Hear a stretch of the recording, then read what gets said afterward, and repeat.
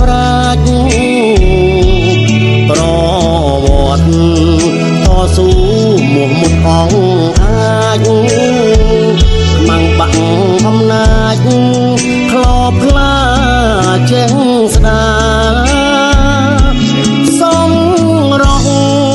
ខ្ពងរៀបប្រៀបឋានសុគីឆ្នោតដំរៀបគ្នារមណីនេត្រាមាន9ស្រុក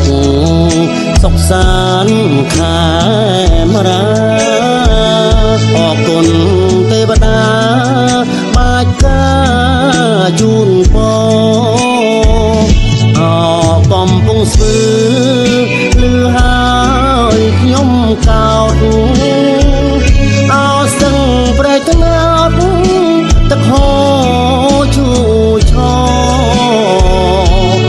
អរ៉ាល់ភ្នំខ្ពស់មានឈ្មោះបទេសភាពលំអទឹងសចសប្បាយមេត្តាភូមិពិសិដ្ឋចងចិត្តកវីចម្រៀងនិស័យចងដៃពុកម្ដាយទឹកដី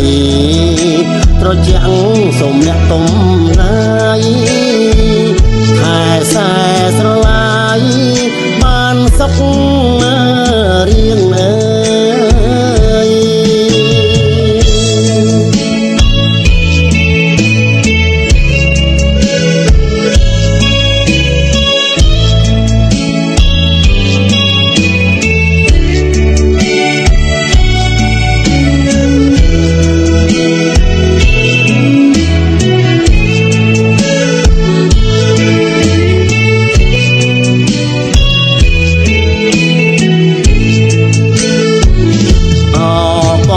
ស្ពឺ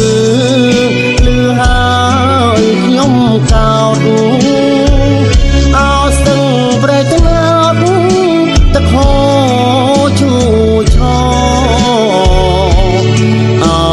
រ៉ាល់ភ្នំខ្ពស់មានឈ្មោះបទេសភាពលំអទឹងសចសប្បាយភូមិពិសិដ្ឋចងចិត្តកវីចម្រៀងនិស័យចងដៃពុកម្ដាយទឹកដីត្រជាក់សូមអ្នកទំណាយខែសែស្រឡាយបានសុខរៀង